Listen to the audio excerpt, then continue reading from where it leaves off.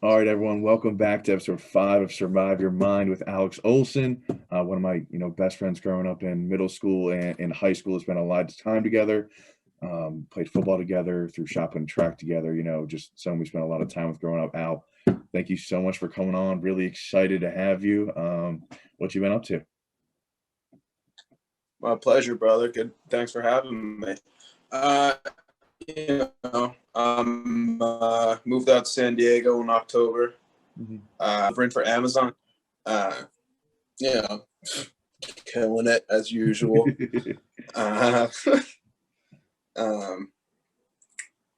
Dude, honestly, like I haven't been doing anything. It's like I go to work.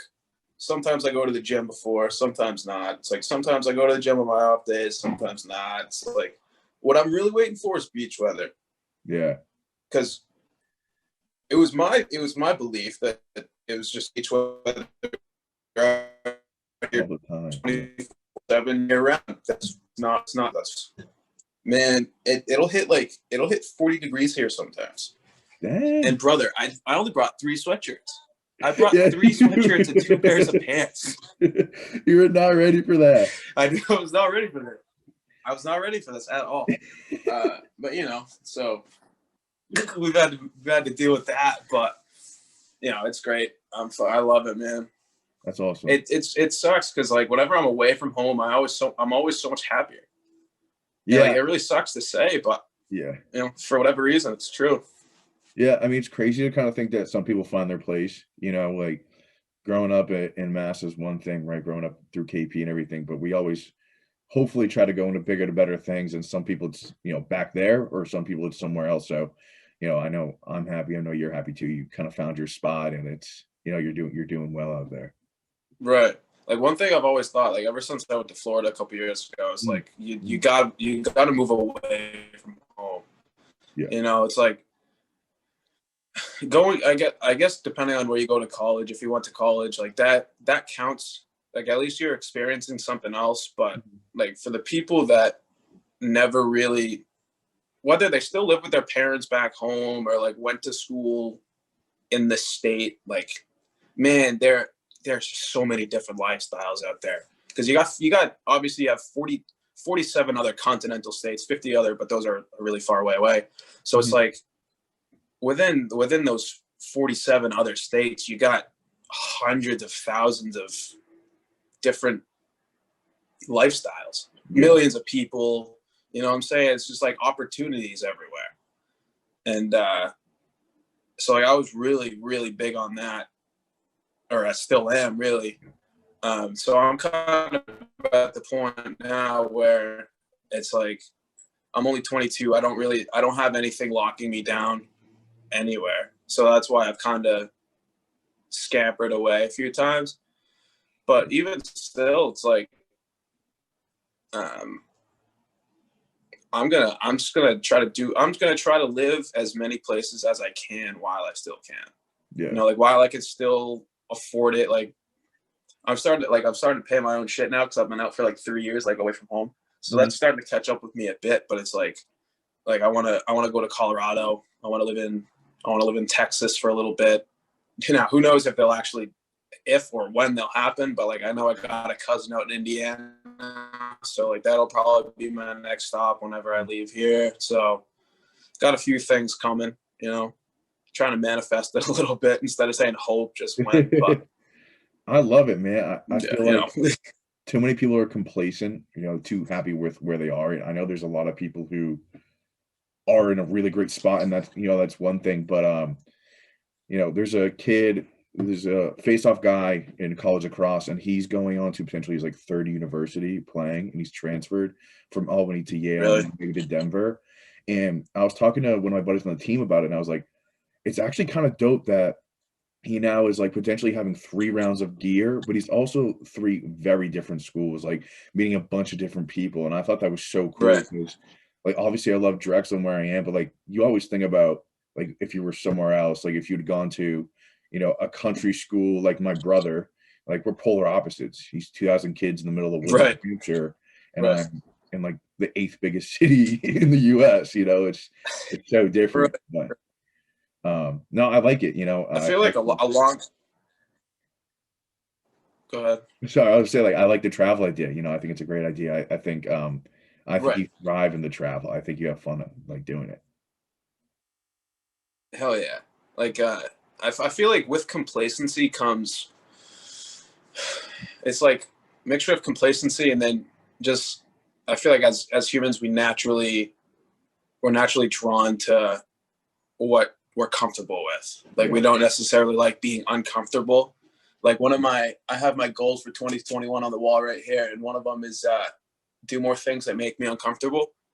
And so with that one is like, I've never really been a big going out type of person. So like one thing I want to do is like go out, meet new people, stuff like that. But so like, I mean, moving is obviously a really big thing, even if it's for like, I mean, I couldn't even do, like I was scared to like kind of, I was scared to branch out of what I had going on, because like I was still holding on to high school and shit. You know what I'm saying? But finally, like, moved on, did my thing. But yeah, man, I just really think, I really personally like traveling, especially alone. Like I drove here cross country, 3,000 miles by myself. I drove to Florida by myself. I didn't drive back. I had Josh O'Connell with me on the way back. Luckily, that was a lot better Gosh, for yeah. that time. But like I drove to Indiana with my sister. She flew back. Then I drove from Indiana to North Carolina, back to Indiana to North Carolina, back to Indiana, and then back home. And then a few months ago is when I came out here. So like, dude, man, it's just like the open road. Just for me, the open road is just at the absolute freedom. You're like, because unlike a lot of people, I enjoy alone time. Like I thrive when I'm alone. I enjoy myself. That's a big problem that I feel like people have is they're dependent on other people for like happiness. Like they can't sit in a room by themselves. Like even with electronics, like, you know what I'm saying? Like I can play video games. Like that's kind of cheating, but it's like I could read a book. Or like I could probably just sit here, stare at a wall with my thoughts for half an hour. And I feel like a lot of people can't do that. Yeah. I don't know. I think for a lot of people, it can be dependent upon others. And I think a lot of it is kind of what you touched upon the end of like being alone with your thoughts. I don't think a lot of people like that idea. And I think too many people who like are potentially anxious or something like start to go down this rabbit hole of like overthinking and like getting into these crazy ideas. And like I know a few people like that too. And so some of us are good at it, some of us aren't. And I think it's a super important skill to be able to be on your own and be like healthy mentally and all that stuff too. Right. It's hard. It's hard to learn, dude. That's the biggest thing. And it's like, I mean, like, it's like, why would you want to be alone? As humans, we naturally want to be with people. Right. I feel, you know what I'm saying? And so you don't necessarily have to thrive by yourself, or you don't even really have to prefer to be by yourself, but just the ability to be by yourself is really, really huge, I think. Because what better person to depend on than yourself, who you're in full control of yourself and stuff like that. Obviously you can't control other people, so it's like you can make plans with people and they'll flake. It happens all the time for whatever reason. It could be a serious reason, or it could be like, oh, they just don't really want to hang out with you, you know what I'm saying? But it's like, you're there because it's you. Yeah. It's like, so I think also like, looking further into the future, there are points in time like you can't depend on other people, right? Right. Whether it's like family or things like that, like if you're in a tough jam, like my mom, like she'd come pick me up at a heartbeat or like take care of me, whatever. But it's like there's gonna be a day where like I'm too far from mom to come to, you know what I mean? Like someday I'm gonna have to hop out of the nest, and it's if you don't practice that like being alone sort of thing, when that day comes, you'll have no experience, and it's it's gonna be a pretty difficult situation, I can imagine. Right. But I feel like I was kind of thrown into it a bit. Like not necessarily. As like when I moved, like when I moved to Florida, I just kind of needed to like clear my head, you know, after my mom died and stuff like that. And so it was to my surprise, both my dad and my stepmom completely agreed enough for you, stuff like that. But when I told them, they were like, no, we totally agree. Like, you should definitely get out of here, clear your head, you know? And so I wasn't necessarily I was thrown into it for other reasons, but I obviously like wanted that situation. I walked into that situation, and you find out a lot about yourself. Yeah. You know, and that's when I took time for myself, and I wasn't working. I was just hanging, like just really focused on my mental health. That's when everything really, really flipped for me. Is like I left. So this was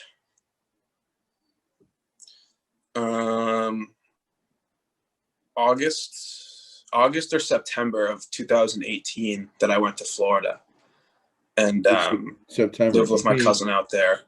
You came to visit me. It was September. Huh? Like I was in school when you went down. Okay, so in Philly, so it was September. Yeah. So, right. I forgot about that. You came back. Right, September. Yeah. So went there in September. Came back in, I want to say, December. And I mean, you can attest to this. How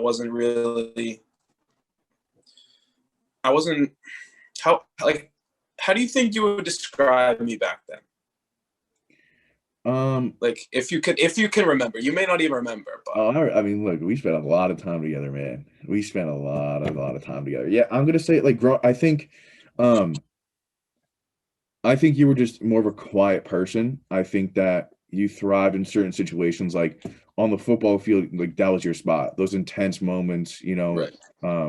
Where you could release your emotions or whatever you want to call it, you know.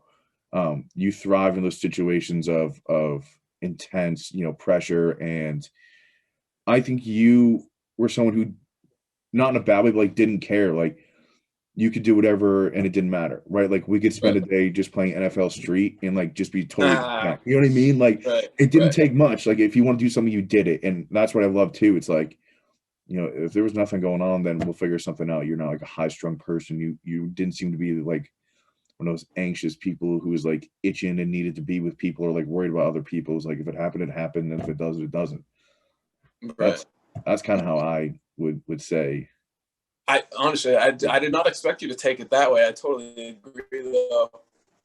So like from the outside view, that's a good outside perspective. Inside perspective, I wasn't happy at all. I was in a really, really low point, obviously, because like my mom had passed in January. So it had been like 9 months. I was still stuck, man. I was out, like she passed in January. I got a job in April. I ended up quitting my job in July because I was still a bit fucked up from that. Yeah. And so I just really wasn't happy. I'd call myself miserable even, you know? So whatever, that's really why I decided that I needed the change of scenery, stuff like that. So whenever I go back or I go to Florida, I come back in about December and, you know, like I hear nothing but like, oh, you seem so much better, or like you seem happier, like you're actually smiling, like you're talking, like stuff like that, you know? So that's where I forget what the original question was or like how we got on this, but probably moving away. But yeah, so that's where it all really started. Yeah. And I remember that. I remember, I guess, you know, when you asked me like my perspective of you, I think that, you know, for that period of time relative to our friendship, like that was short. You know, I've known you for about, you know, like 10 years now, right? Ish, like in middle school. right, Actually, yeah, we met at dare camp when we were in like third grade or something like that. probably going into 8th grade or something. Right. So or 7th, going into 7th. Yeah. So like middle school, but then we had dare camp together too, didn't we? I might have done dare camp like 1 year or something like that. I don't really. Yeah. Regardless, though, over that stretch of time, like I guess I kind of not block it out, but I don't think of you in that regard because I understood it. And like I Sure. knew it was affecting you, like I knew all that stuff and it made sense to me. And I think being closer to you is different than people on the outside looking in, maybe. You know what I mean? If people aren't as closer, like they Sure. just see you on a super surface level.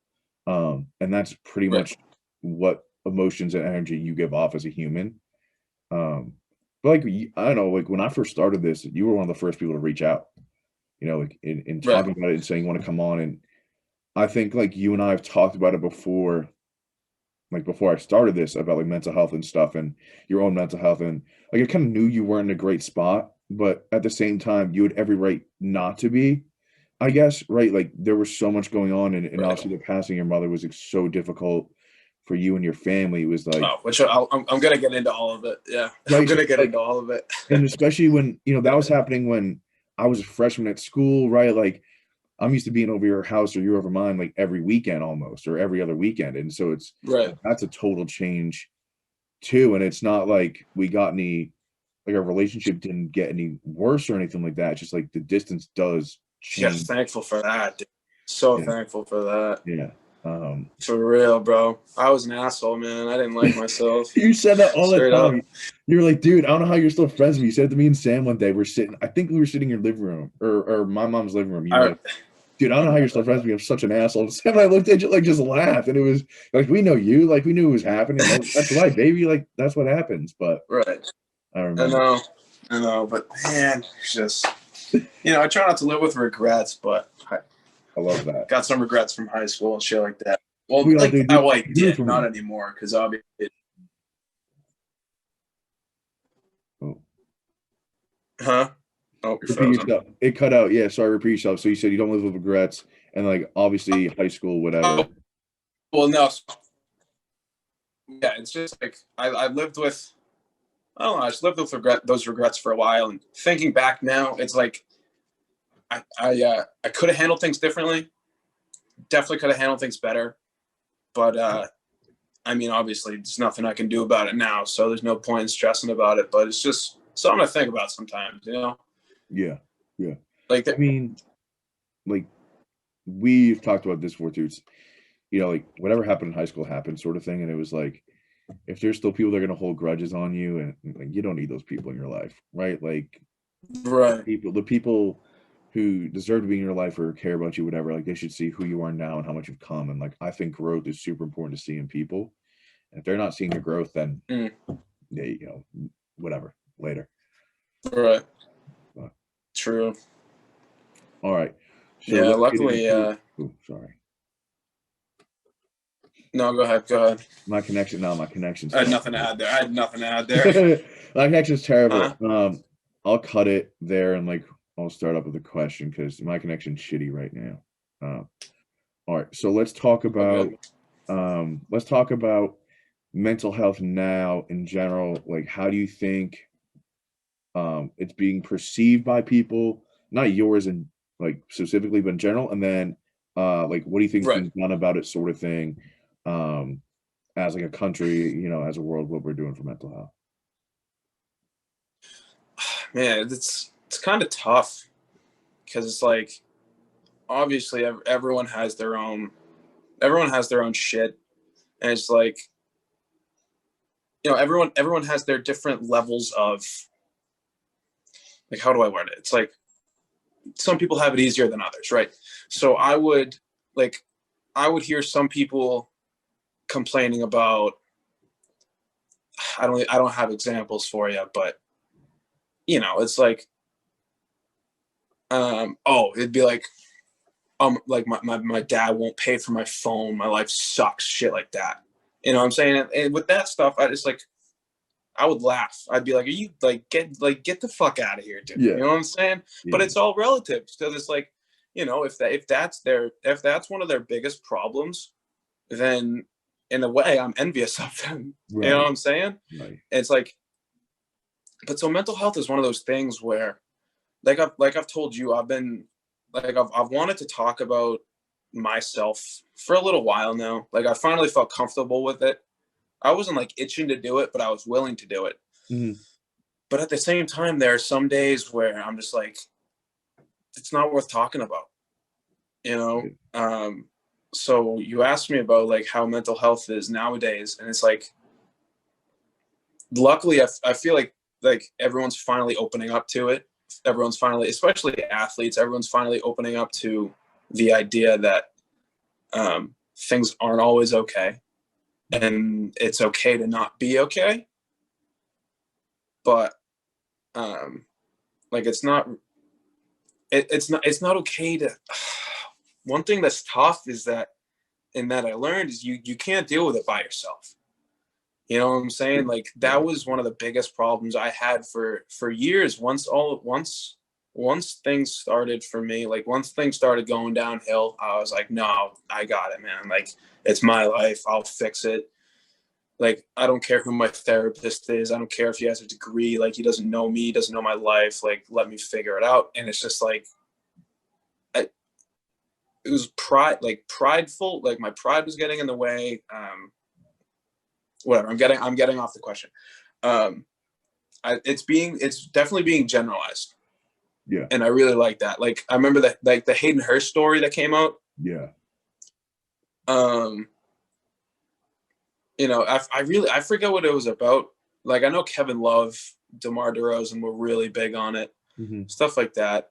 So I think we're really getting away from the shut up, you're fine type mentality, which is really good. Yeah. But at the same time, it's like it can only progress as much as people let it progress. And there's definitely way more there's definitely way more room to grow. Yeah. But it'll only grow as much as the people who like. So I've always said you can't help a person who doesn't need help. Like or like doesn't think they need help, doesn't want help, stuff like that. So it's kind of like that in a sense where it can only be as generalized. It can only grow. The awareness can only grow as big as we allow it to. Yeah. Yeah. You know, and so it all starts with just it starts with being able to talk about your problems and shit like that, and not really ashamed, but like for a while I didn't want people to know what was going on in my life. Of course. You know what I'm saying? It was just like, I'm like, everyone can fuck off. Like, this is my problem, shit like that. Right. And so again, even sometimes it's like, I want to say it, but then I'm like, people don't care.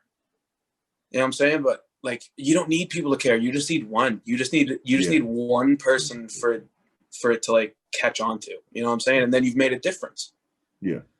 You know, it's a snowball effect. It'll start with one, and then they'll find like I keep getting off topic. Yeah. No, it's all part of it, though. Like you know, and I don't think you were off topic before too. You were talking about you know, mentally that it's like your problem, you'll figure it out, sort of thing. I don't think it's off topic. I think it's super relevant because everyone feels that way. You know, it's everyone wants to control whatever's going on inside of them, and they think they have it, right? And I think we're all used to dealing with problems on our own anyway, however big or small. But when it comes to internal problems, you know, we sometimes can lose control. And I think that's where it's hard because you're so used to having control over like whatever you're doing and fixing stuff, whatever it may be. Right. I also think it's super relevant that, you know, talking about mental health and like how it's growing. I think you make a great point that, you know, we always tell ourselves it's fine. And I think this is so prominent in athletes because like our internal like drive and motivation is to keep playing, right? To keep going, to keep going. So like if you get hurt, you tell yourself you're fine and your coaches tell you you're fine. And I almost see like a direct correlation. And it's not like a coach's fault or a culture fault, but naturally that if we want to play through pain physically, then mentally we also want to like get through it and think we're fine and think we're okay. And I think that's super difficult because, you know, if you're born a competitor, then you want nothing to slow you down. But this isn't an injury, it's an internal thing that, you know, super hard to control. It's always going to come back, man. It's like you can try to internalize it all you want. You can just like push it back. You can push it down. You can ignore it. You can do whatever you want, but dude, it's your head. It's always there, no matter like I like you know how you randomly think about memories like as a like from when you're a kid or something like, oh, I should have sent that back. Your head's somewhere. It's never gonna go anywhere, you Yeah. know. And so, um, yeah. So you might as well just fucking deal with it, like No, I agree. and Yeah. dealing with it, like, but like not yourself. Like deal with it, or like deal with it in a healthy way. Yeah. You know, I don't know. I think we're super fortunate now that not only are people our age becoming more aware about it, and I know, like, I'm super grateful for having people like you can come and talk to and vice versa, like I said, spending a lot of time together, like, we knew each other in and out sort of thing, and I think that was super important because some people aren't willing to talk about that even just with their buddies, and, you know, everyone can Mm-hmm. joke around and judge each other, you know what I mean? Like, we all crack jokes at each other, but in reality, at the end of the day, having that person you can start to talk to, like, if I didn't have you and other people our age in my life that was truly, like, caring about me and stuff, like, God knows where I'd be now. You know what I mean? Like, who knows if I'd be able to Right. open up more or, like, start the podcast and you know what I mean? Everything like that, like, it motivates you to have people around you who want the best for you and things like that too.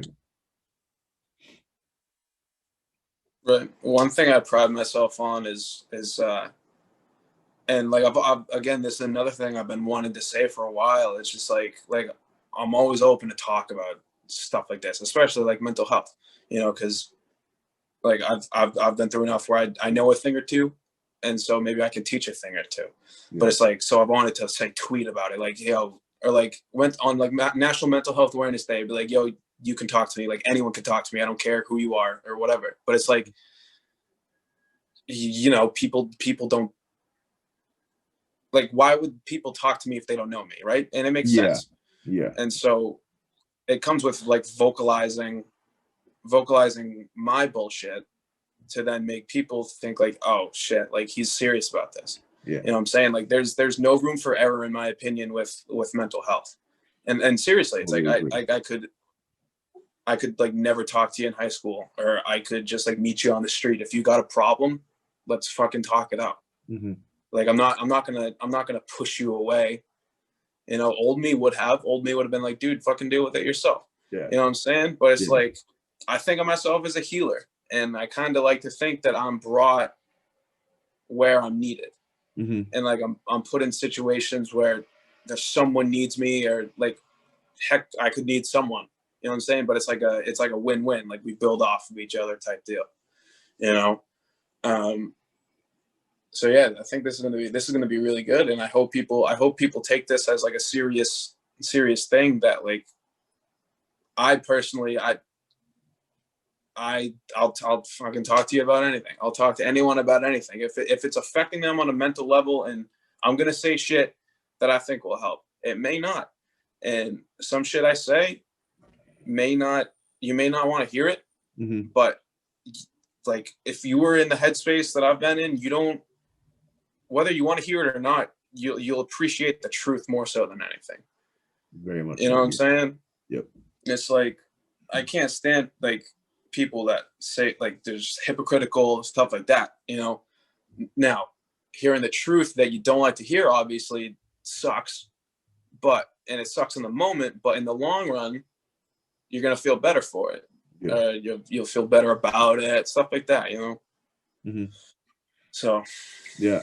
I love it, man. I love it, and I like the healing, the healer. I like that term. I like that you use that willingly and embrace that because, when I started this, I didn't really know. It got to the point where I didn't really care what people thought, right? Like I didn't care um people's perception of me. I assumed there were people in high school who were like, who's this kid now? Yeah, right. Like everyone has go through changes, whatever.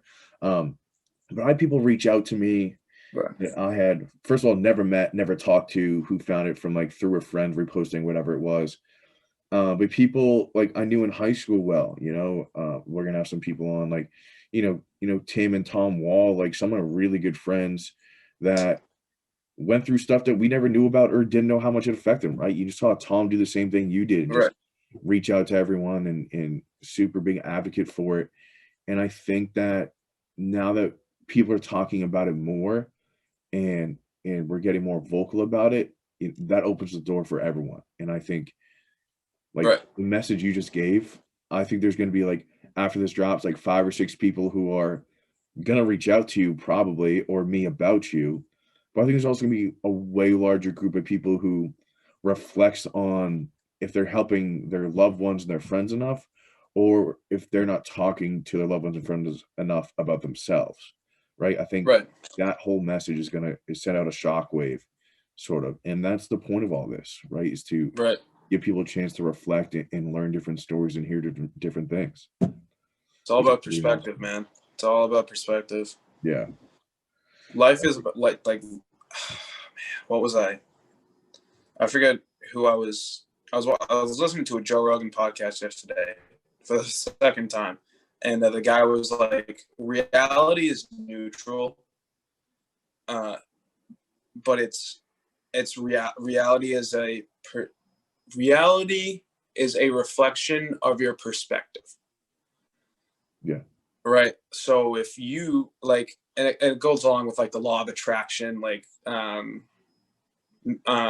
manifestation, stuff like that. But it's like, if you walk around putting a negative connotation and everything, and then you ask, oh, why does my life suck so bad? It's because like you're causing your life to suck. Mm-hmm. You know what I'm saying? If you can go outside and not find a single thing that you're grateful for, that's a problem.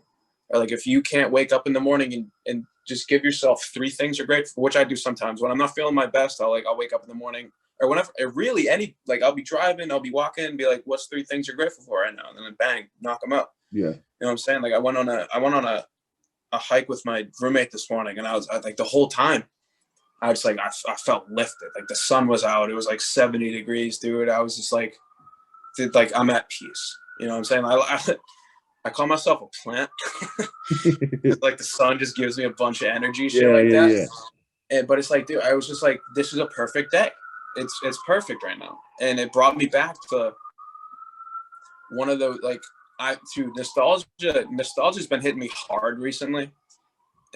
Nostalgia is a hell of a thing, but it's like we were just walking on our hike, and I was like, a day like this, weather like this, a feeling like this just brings me back to when I was like 6 years old, just playing in my front yard, you know, like with the Kahaleys, like with Josh, with really anybody that came over, just like fucking around like little 6-year-olds do in the front yard. And it's just like, things.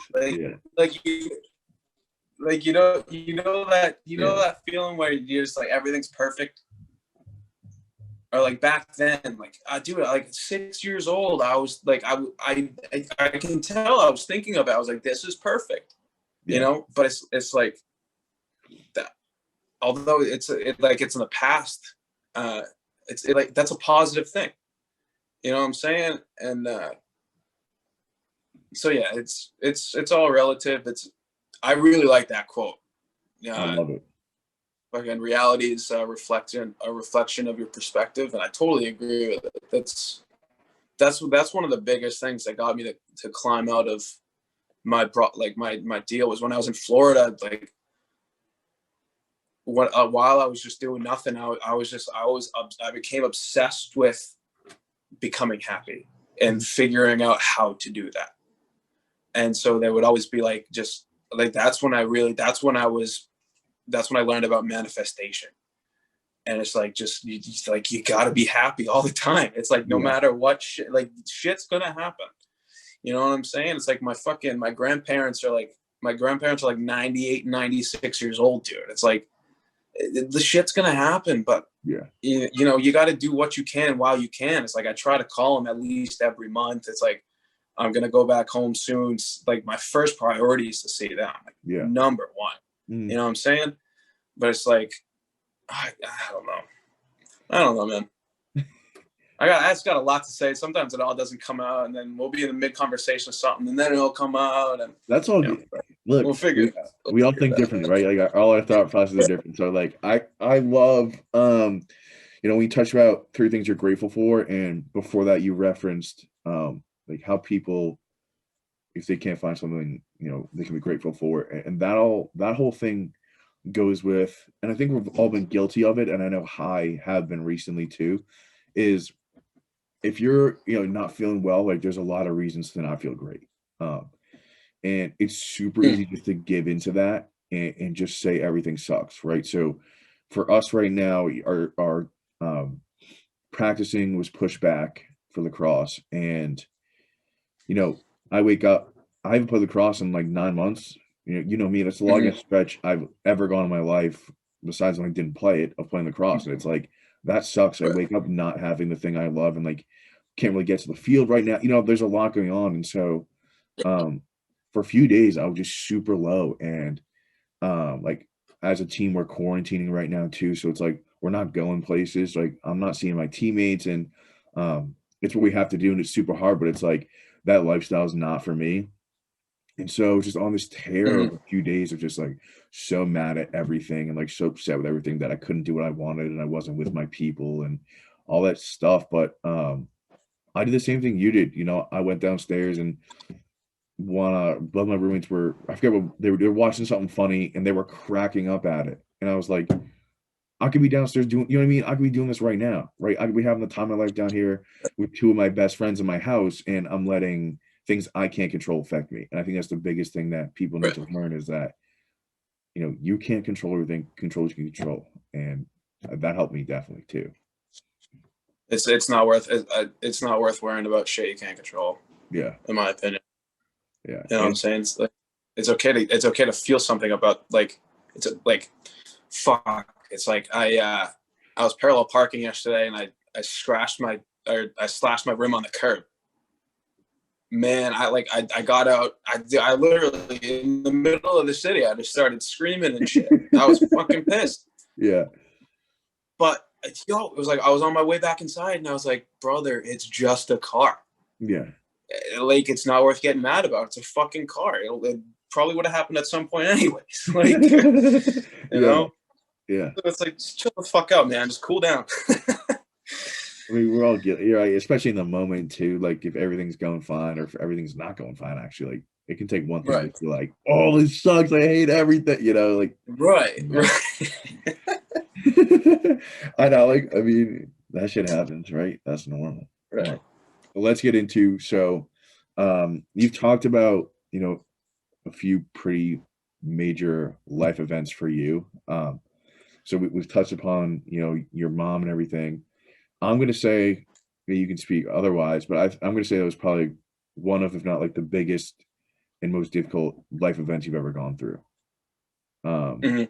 in dealing with that, especially uh, pretty much just graduating high school, right? Just the summer after, or excuse me, that Yeah. January.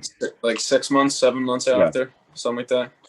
that's something that a lot of people, most people, can't and will never experience. And so, Yeah. if we're going to talk about mental health and ending the stigma of not being able to talk about it, although everything is relative, your story gives people a new outlook on life. And I know it gave me one. I know it gave my mom, my brother, my dad, it gave our high school community a new outlook on life and stuff. So if you want to talk about that, I'd love to hear like what was like when that started happening, like what you were kind of going through.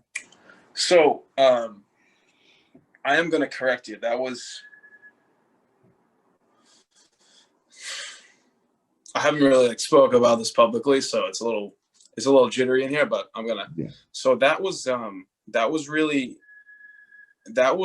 the icing on the cake. So that was obviously, I'd say that was the second worst thing that I've gone through. Mm-hmm. The first one was and like I'm gonna bring it all back to that after, but I'll start.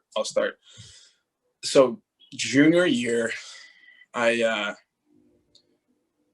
junior year when I crashed my car, that was the biggest, that was the worst thing that's ever happened to me, because I didn't actually, like, I didn't man, I it's funny. So I I got made fun of for it, right? I got made fun of for crashing my car. I fucking went into a pond. I heard from people who I thought I was close with that I was drunk. I heard that I broke my ribs. I heard that I broke my leg. I heard all of these just fantastic stories about myself, right? And so, you know, like everyone was like, "Oh, this kid's just a fucking asshole." He just got drunk on a Wednesday night, on a school night at 8 p.m. Yeah. Dude, and it was, you know, it was just like I didn't do that. Like I tried to fucking kill myself, right? Like that's what that was. Yeah. And of course, I'm not gonna, like, no one's good. I don't blame them for not knowing. I blame them for making fun of me for it. I blame them for making up lies about me. I blame them for, you know, all this shit. But so that's where it really started. And so I was out for 2 weeks. I went to a mental hospital. You know, I literally, I remember that fucking night, and I'm going to tell it to you in detail. We were at OCB. First time I ever went to OCB with the boys. Remember that? Yeah. After Wednesday practice, I was on my way back home.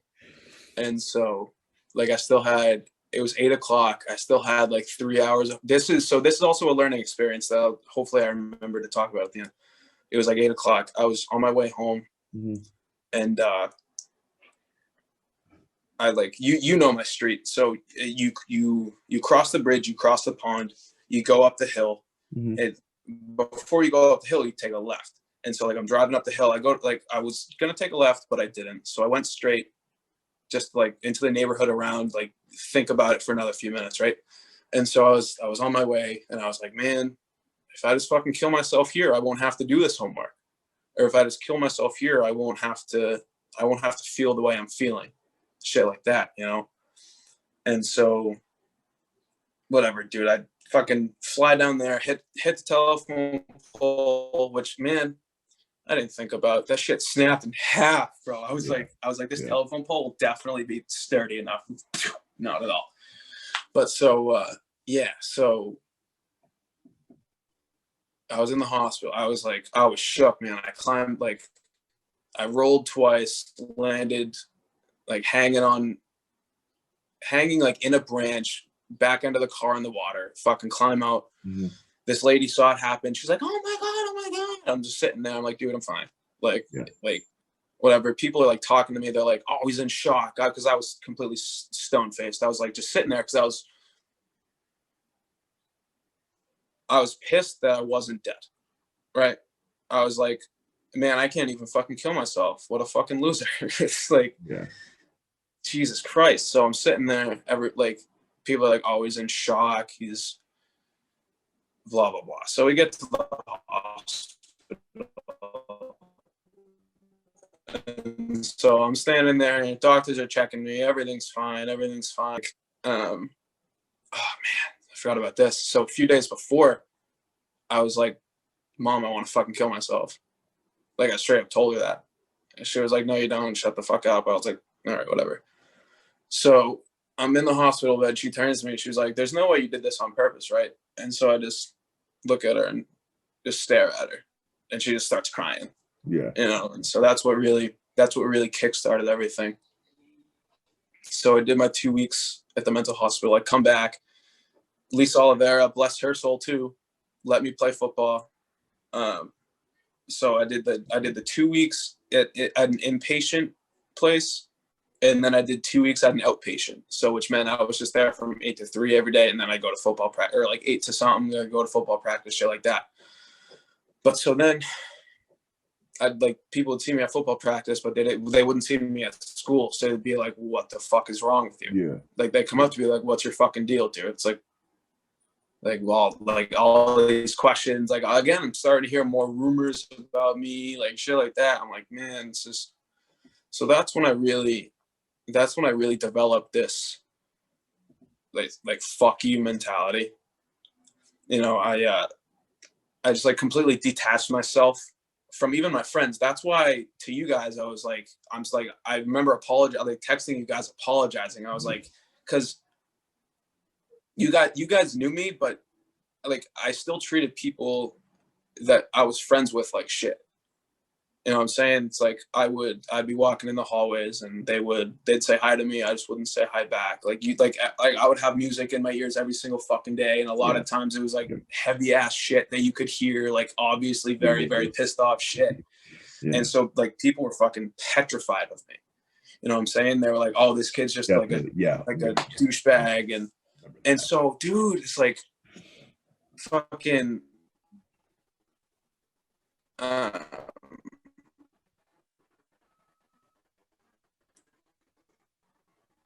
one of my like one of these girls who I used to talk to was like I thought you were a douchebag. Like no one I knew liked you, shit like that. And I was like, oh, that's weird because you didn't know me, or they didn't know me. Like they thought they did. They again, like you said, they thought they saw the outer shell. Yeah. And they just stopped at that. They were like, oh, this kid's just an asshole. He's like, I'm like, no. Well, I was, but like I wasn't really. You know what I'm saying? Like instead of dealing with all of the bullshit that was thrown at me, like I just fucking hardened up right away. I was like, fuck everyone. Like, I deflect.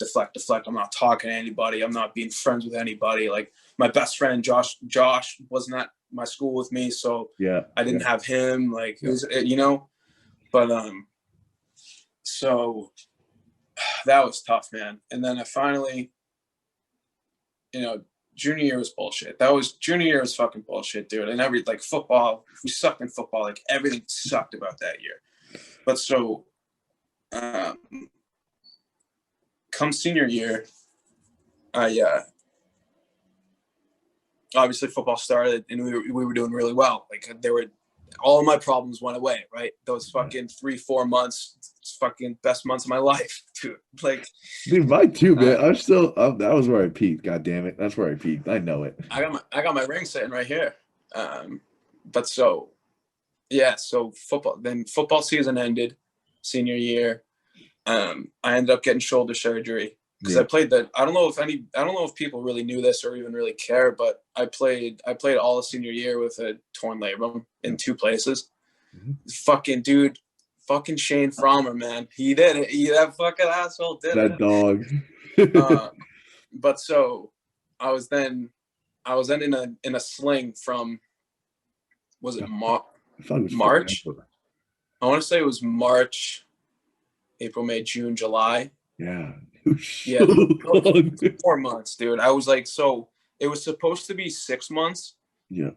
Or I wasn't supposed to work out for 6 months, but I started working out at 4 months, stupidly. But you know, luckily nothing ever came of it. Yeah. But so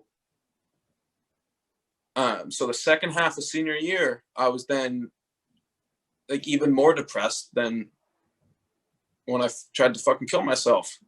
You know what I'm saying? Because it's like, at least I could work out. Like, at least I have football, shit like that. But now I'm sitting in a sling. Oh boy. I'm sitting in a sling. Like, I can't do anything active. Like, I still hate my life because I never dealt with any of those problems from junior year. They all just went away because of football. So now those are coming back. I stopped eating. Like, I lost like 30 pounds in like a month, dude. I was gross. But so then then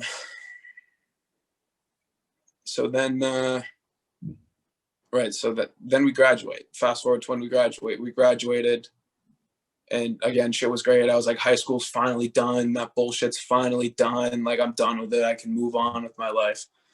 And so I was going to go to Mass Maritime for college. And it just never really felt right.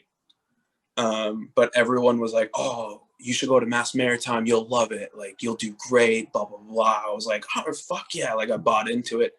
You know, I was basically just not living for other people, but like, I certainly wasn't living for myself. I was just trying to make them happy, make them proud, shit like that. Just listening to other people about my life. And so, before orientation started, I dipped. I was like, I'm not fucking going. Yeah, I remember. And so And then at that time, I moved out of my mom's house and moved in with my dad down the Cape. Yeah. And so that was August, yeah. So that started a whole new problems on top of the old problems. And so the problems I'm talking about here are problems that honestly started when I was in third grade. And so they're nothing they were nothing that really stood out to me until I started thinking about myself. And so I was in third grade. I wasn't happy in third grade. Like, I was fat. I was getting bullied by people who I never thought would bully me. Just like stupid shit like that. And so I remember thinking as a fucking third grader, man, it breaks my heart. I was like, well, one question would be, I wonder what it's like to die. And so that's not a normal for a third grader, yeah. Normal third grade question, right? You're like, I don't know. So that's just not normal. So then another thought in my head would be like, I wonder if it's better to die. Dude, you're like 9 years old in third grade. And I'm already thinking of not necessarily suicide, but I'm already thinking about death. Yeah, like not living. It's like, those are some fucking red flags, man. Yeah, that just never really came up. Yeah. And so whatever. So fast forward back to August of 2017. I moved out of my mom's house. Didn't go to college. Mm-hmm. So instead I started coaching at KP. Like, I'd go to like the games on Fridays, shit like that. I was working at like part-time mornings in the gym, like at a gym near my dad's house. And so I was going home every single weekend for the games and shit. And so like my mom would always be in my ear, be like, oh, I want to like come move back with me, like all of this shit. And so it was just like a constant barrage, you know what I'm saying? And so like I'd go to the games, and everyone, kids in the club, like, why the fuck are you here? Like, what are you doing? You know what I'm saying? So I was like, fuck. I was like, man, they're right. You know what I'm saying? But like, I have nothing else to do right now. Like, I'm just in a weird spot in life, you know? So,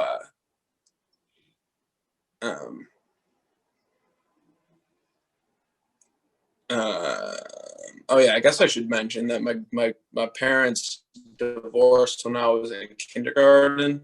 Mm-hmm. You're okay. Yeah. So I was in kindergarten, and pretty divorces like your parents. Yeah. Man, they could not be in the same fucking room together. It was horrible. Luckily it was never anything physical. Mm-hmm. Or they did a relatively good job of not letting us see anything. Like, there would be fights and very, very obviously clear disagreements and shit like that, but it was never anything like really bad. But so like my dad would see us as often as he could and as often as we let him. And so he did a very good job of being a divorced father. Like, he did as well as he could, but like, I love him for that, but so like where was I going with this? Right. So they were, okay. So they were still going to like court over shit. Right. And so just like child support, fucking, stupid. So, yeah. So you grow up, like I grew up for 18 years hearing one side of everything, right? It was always what my mom said, and what, why would I question what my mom said? Why would she lie to me? Like, why would she, why would her perspective be different than the truth? Shit like that, right. So then I live with my dad, and then I bring up some things that she says, and he doesn't necessarily like completely shut down what she says. It's just like, he's like, buddy, there's two sides to everything you've heard. Yeah. You know what I'm saying? Like, dude, like he has a different perspective on shit too. You know, and I'm not going to get into those details, but so then I don't know if you've ever been in the middle of your parents. You or Sam have been in the middle of your parents when, like, oh my God, dude, it was fucking horrible. It was like my mom would tell me one thing, and then I'd say something to my dad, and then my dad would tell me another thing. They were basically fucking fighting between me. They're fucking kid. Yeah. I know. Oh God, it's like they couldn't even put their differences aside to just shut the fuck up about it.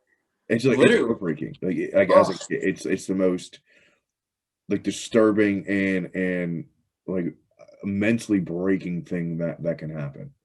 God damn it, dude! Oh my God, it was disgusting. Yeah. And so, so a few months go by, football season ends. Then I'm like, all right, I gotta get out of here. So, I enrolled at Bridgewater. So I was at Bridgewater for 6 days. I was at Bridgewater for 1 day of classes. I remember, yeah. And then I took a handful of Benadryl and tried to kill myself again. And so, funny note, I woke up high as fuck that morning, dude. I woke up at 2. I took those at probably like 10, like a fucking handful. Like I don't know what the amount that'll kill you. I guess I should have taken the whole bottle, but like obviously I'm very grateful that I didn't. Yeah. But so yeah, I woke up at like 2:30 in the morning because they were antihistamines, which makes you tired, but like they also make you itchy if you have too many. So it's like, dude, you'd poke my body and like I would just start itching everywhere. So like I'd be on my back, my whole back started itching. I'd flip over on my shoulder, my whole shoulder started itching, other shoulder, like, dude, it's crazy. So like I get up in the middle of the night, dude, every move, I'm like I'm so fucking high. It's kind of funny, honestly. But anyways, so yeah, so then I texted my dad and I was like, hey, tried to kill myself again. So pulled me out of school. And so one thing that my mom always preached growing up was positivity. And like I never really understood it. I'd be like, when I would say, oh, I can't do this, she'd be like, no, that attitude. I'd be like, shut up, like that's stupid. You know what I'm saying? Come to find out, that's how I'm fucking living my life now. You know what I'm saying? But so she had this one poem, and it was called Don't Quit. There were 4 verses to it. And so it was she kept it on her mirror in her room. And she was always saying like, don't give up, like be positive, whatever, all this stupid shit. So then I dropped out of Bridgewater the 24th.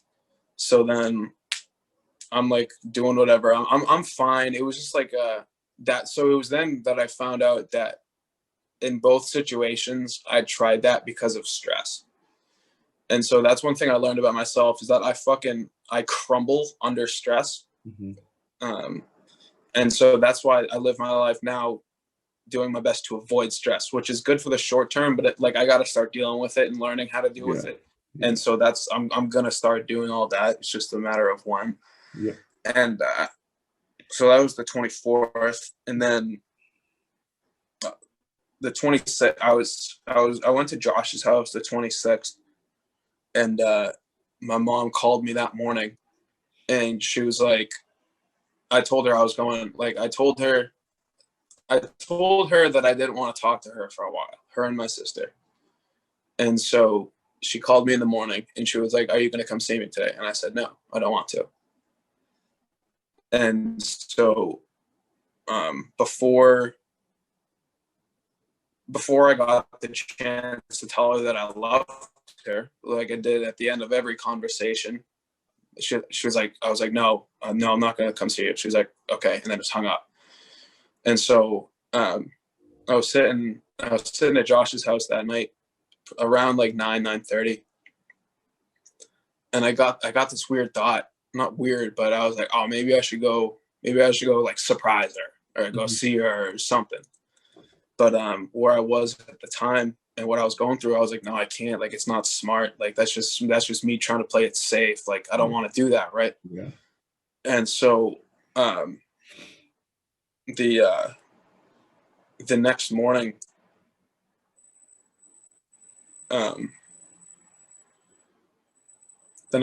was at Josh's house, and he had said that he was going to like Cumbies to get coffee or some shit. And so I was just chilling with his parents and his girlfriend at the time. And so like I got a call from my sister who I didn't want to speak to. Mm-hmm. And so I declined it. She called me again. I declined it. She called me again. I declined it. She called me again like 10 times, dude. So finally she stopped calling, and I texted back. I was like, I texted back. I was like, I'm only going to pick up if someone died. And she said, Mom died. And obviously, like my fucking heart sank. And so like she called me and like absolutely fucking hysterical crying, like couldn't understand a single word she was saying. Like, obviously she wasn't like, why would you joke about that? But obviously she wasn't fucking kidding. Yeah. So I just fucking stood up. I was like, holy fuck. Everyone in the house was like, what? I was like, my mom just died. And they were like, what? And I was like, obviously starting to freak out. Yeah. And so like looking back now, I should have just fucking ran out that door and just fucking like ran to my house. But like we all got in the car. We drove over. Like I was like freaking the fuck out. Everyone's like, no, it's fine. It's fine. It's fine.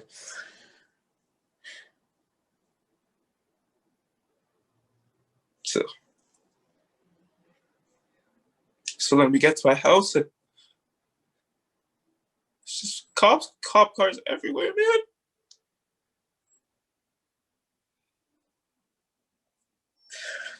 Fucking all over the street. I was like, holy fuck, dude. Dude, I fucking lost it, man. I fucking lost it.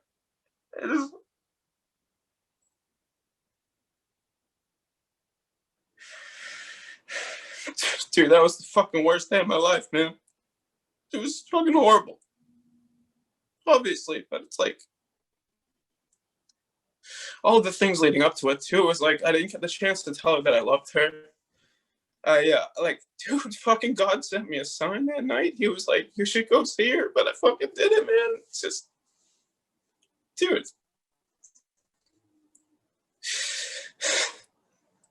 Oh God, it was just it's horrible. It's fucking horrible. So I found out that Andrea texted Josh that morning and said, hey, can you go check? Can you go to the house and check on my mom? Because she hasn't been replying to her texts and shit like that. And so that's how we found out. And come to find out, she had a bottle of pills and a bottle of wine next to her, man. She fucking killed herself at like 9:30. like right when I got that fucking, oh God, it doesn't eat me up, but like, fuck, it eats me up, man. Of course it does. Yeah. You know what I'm saying? Yeah. God, it's just. Whew. But oh God. Yeah, so I guess considering that's what got a rise of me, I guess that is considered the worst thing that's happened to me. But yeah, that was just like it was an icing on the cake, you know, after like all of that. And so I'd been seeing a therapist since my first suicide attempt, and I never spoke a word to him that whole time, man. 2 years we just talked about high school football. Yeah. He had a kid that went to Zavarian, so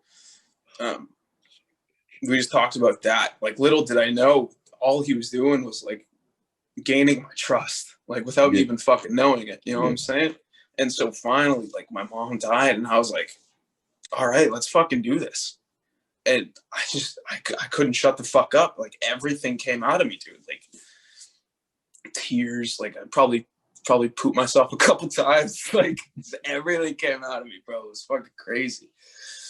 But yeah, so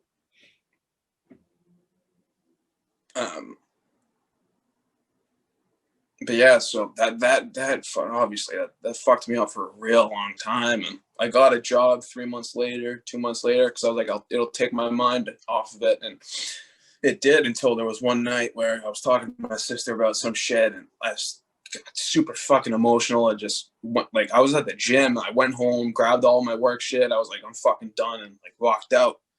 But God, it's like there will be.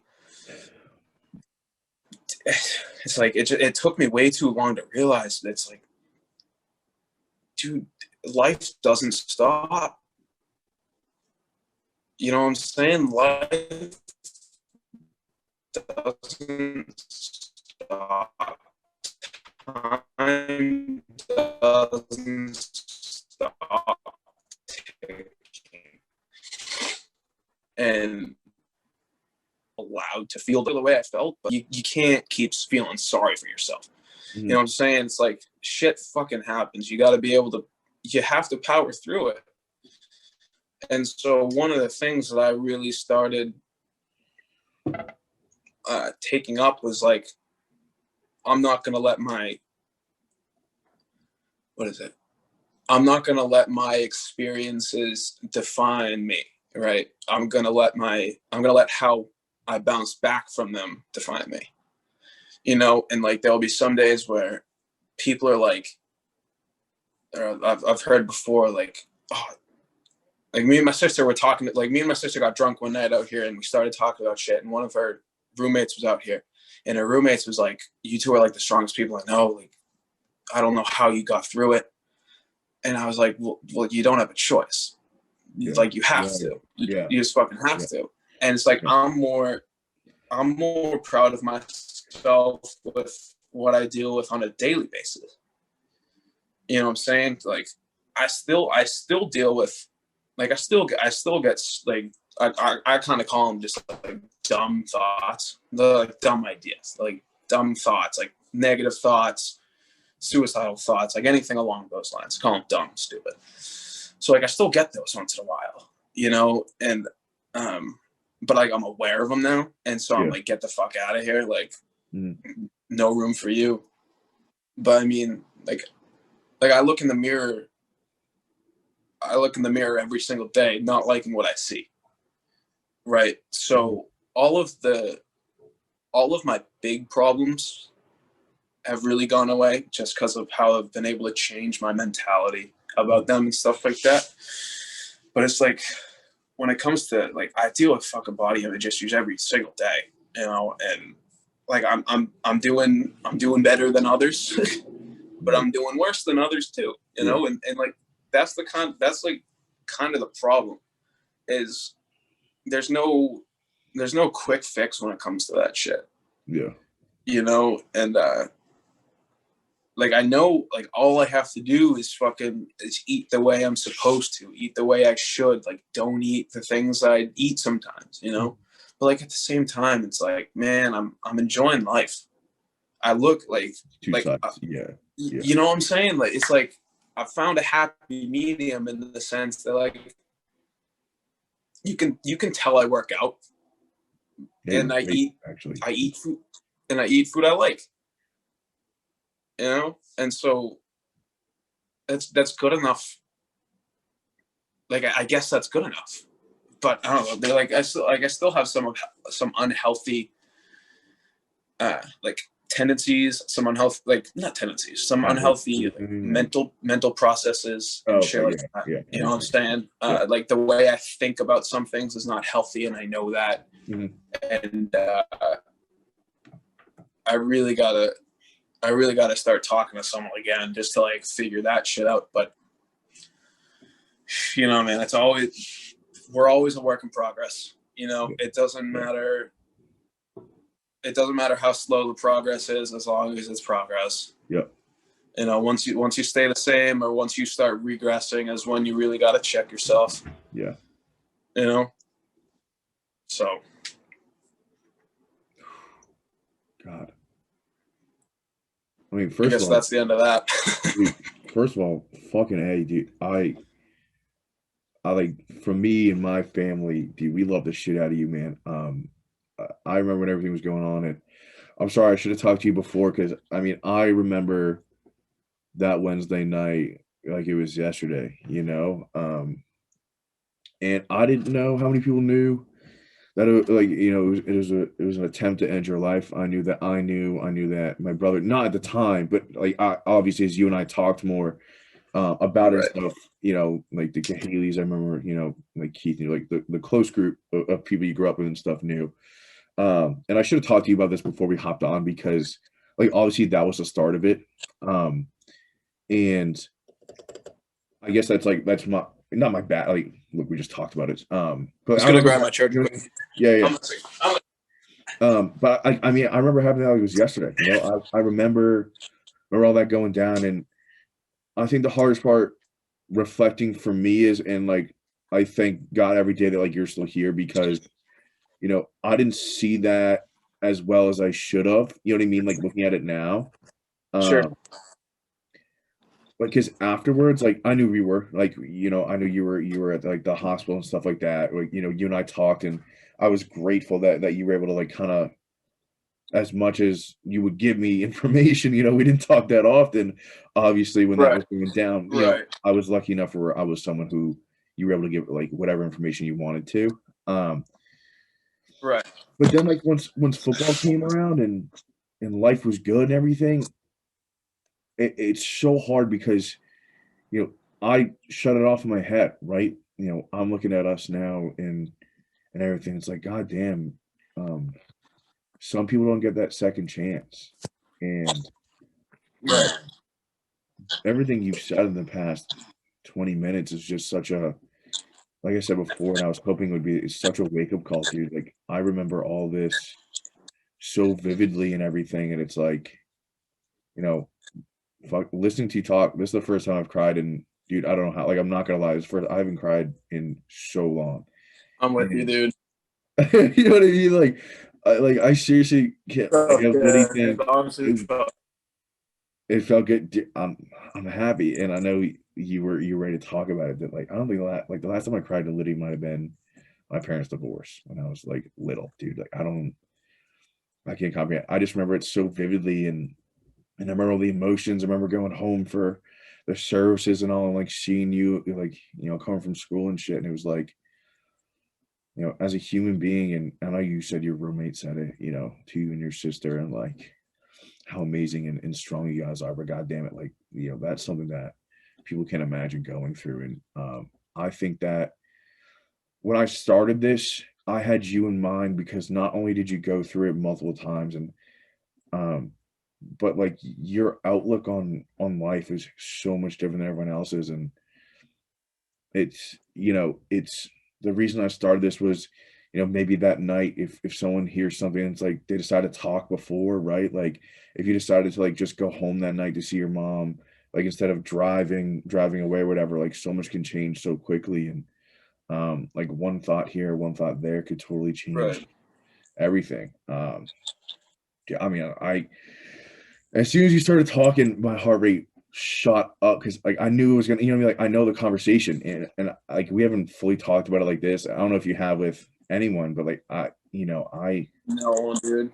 No. I remember I've been so waiting for this, because I heard watching Joe Rogan, I think it's from Confucius, and it's you know, every man has two lives, and it's um Oh, fuck. the second one begins when he realizes he only has one.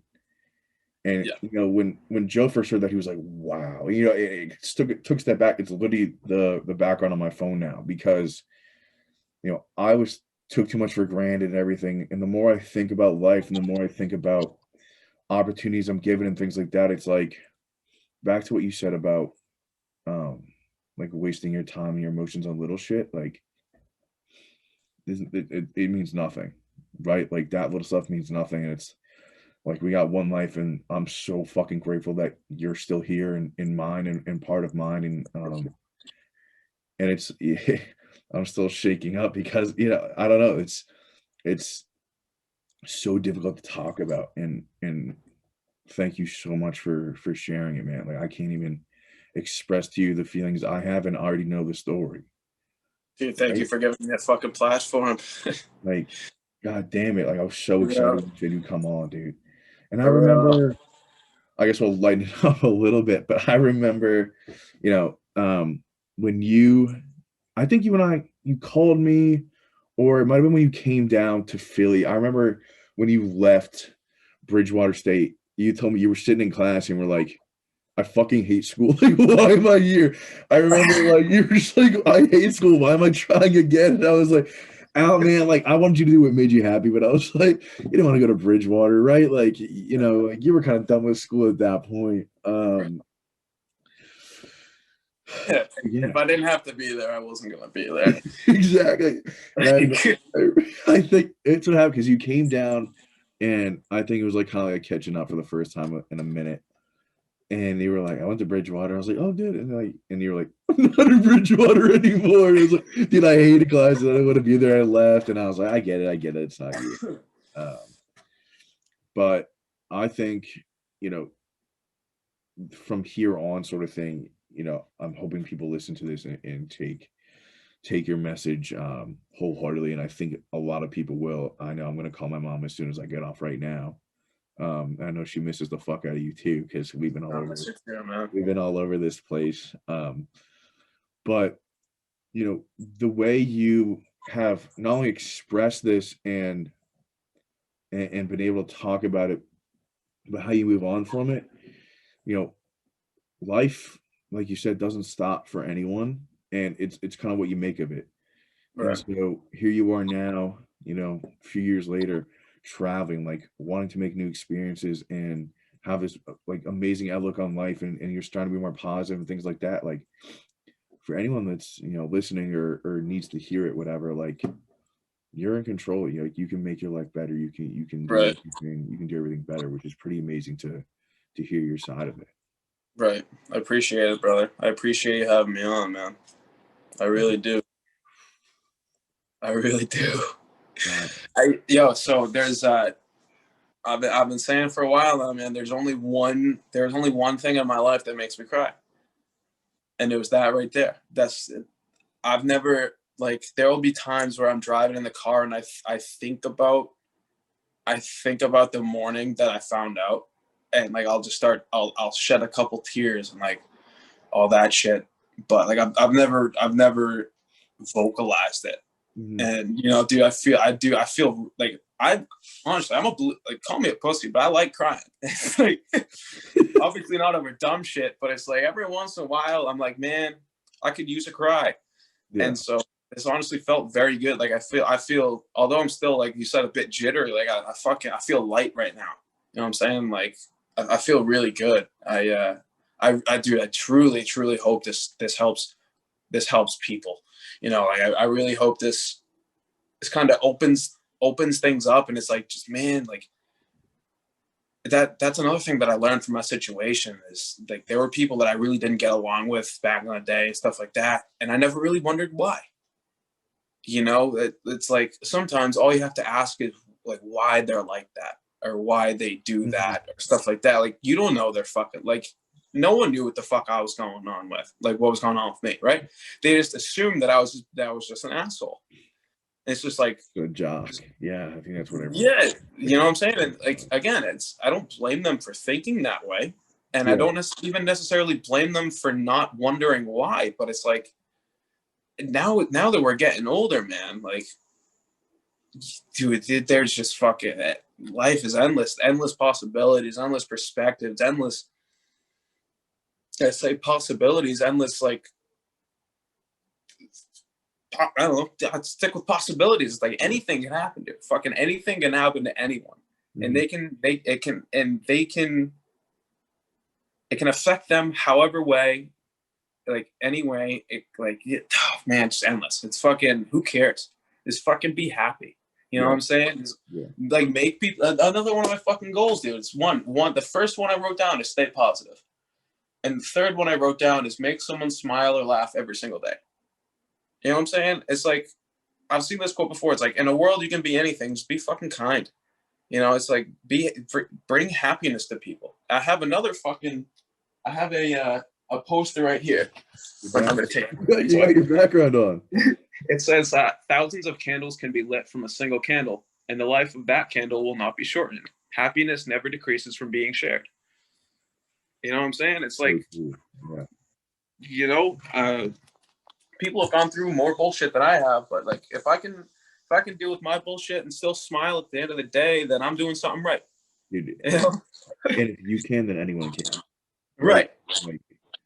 Like you're like a kid. Like I was fucking down in the dumps. You know, I can't. Like I just want to reiterate. Like people have it worse than me, 100%. Yeah. But it's like I'm a naturally emotional person too. So whatever emotion I'm feeling 100%, 110%. So it's like when I was feeling like shit for 4 straight years, like I was feeling like shit, dude. You know, it's like, again, like I fucking hated myself. I hated myself for how I treated people. I hated myself for the way I felt. Just like I could do no right. People say how they can do no wrong. I could do no right. Yeah. You know what I'm saying? And so I don't know, man. Life is a game, you know, and you're player one, you're in full control. Now, that being said, you can't control, I already said this earlier, but you can't control what happens to you, but you can control how you bounce back from it or how you let it affect you. Right. You know? So that's where I'm at right now. Yeah, and I think what was I about to say? Sorry. So we talk about, you know, in high school and stuff. For us then, like if you weren't going through something like that, like life in high school wasn't that deep, if that makes sense. Like you didn't think about things more than you had to, right? And I think like this is where knowledge comes in because like looking back on it now from the outside, like there was something wrong. And we knew like, you know what I mean, between your emotions, stuff like that, like we knew things weren't right. Um, but from from my point of view in high school is like he's just upset right now. You know what I mean? Like no one really knows how deep it can be unless you're there. And you know, now look at me here understanding and reading people like just because one, I think it's super interesting, but two, you know, if you know like there's something worse going on, like you can tell there's something worse going on and you have the ability to change and act on it. Mm-hmm. Like if this was happening now, you know, or if that was happening now, excuse me, and I know it's happening to people in front of you, like things would have been totally different, right? Like people would have said different things and people would have treated you differently. And I'm sure, you know, everyone kind of questions now, knowing now that life's a little more deeper, we're more mature, and we start to understand more about each other and our minds and like the world. You know, you see these things and it kind of hopefully sparks something that it didn't. You know, like I see some of my friends who are like, you know, they're going through it, like the same signs I saw with you, I'm seeing with them, and I'm able to act on it. And like I'm happy that I've gone through experiences where I've learned from it, you know, and I was able to grow from it. And I'm happy that the experiences I went through, like yours, for instance, you know, you're still here. Right. I'm really grateful that you're still here, and because a lot of times you learn from awful things, right? Or like simply like you fail a test, like you learn the new material, and like the worst is that you fail, and you know the worst in our situation, if I didn't read the signs and know and learn, like you might not be here, and so Right. it's just crazy. It's crazy to think about, right? It's crazy to think about. I found that a lot of my some of my problems were self-inflicted, where like like at the same time of me being like, so I was an asshole, right? And so with me being an asshole, I was like, oh yeah, everyone hates me anyways.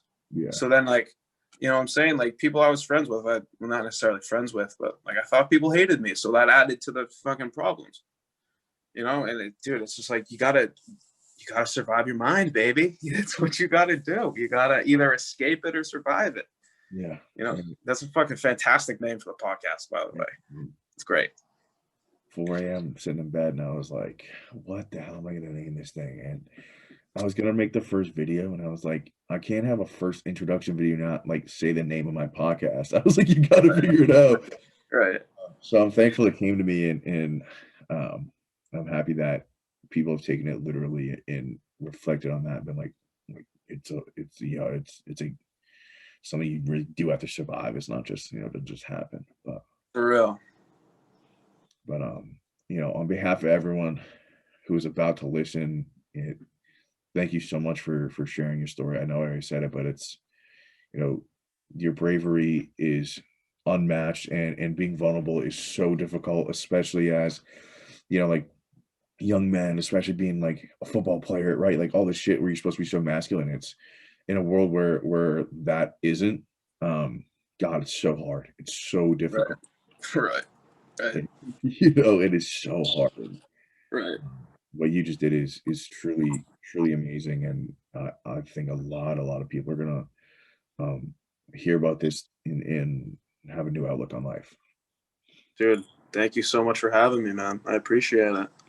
All right, everyone. Alex Olsen, episode 5 of Survive Your Mind, just an unbelievable story. You know, take what he said and act on it, right? And he gave us a lot of good information, a lot of good, you know, ways of being positive and talking about life in general, and fucking just survive your mind and reach out to your loved ones, you know, and check on your people. And I'm happy that he has me, and I'm happy that I have him. And God, we've gone through some crazy fucking times. And, you know, like I said, man, I was shaking from the minute you started talking, and I knew it was going to happen. Right. So, baby, thank you so much for coming on. And I hope everyone enjoys this. Love you, brother. I'll see you soon. I love you too. All right. So let's not